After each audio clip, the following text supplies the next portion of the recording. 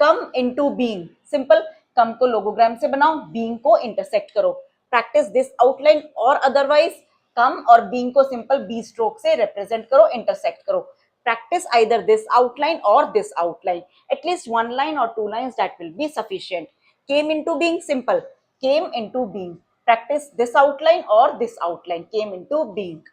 Come into power, simple, come into power, power को intersect करो, otherwise हम power को किस तरीके से रिप्रेजेंट करते हैं, पी स्ट्रोक को डबल करते हैं, फाइनल में diphthong sound sign O W, par, come into par,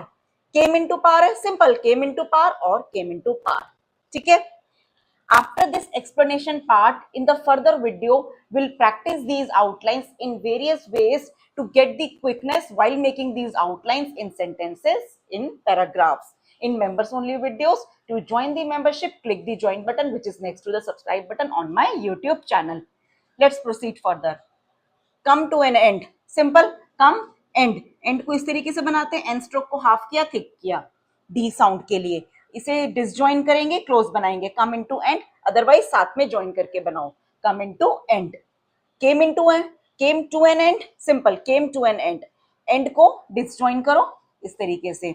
come up for discussion, simple, come up for discussion, come किया देन डिस्कशन को रिप्रेजेंट किया, कम डिस्कशन कोई सेंस नहीं होती, हमें क्लियर हो जाएगा, कम अप फॉर डिस्कशन।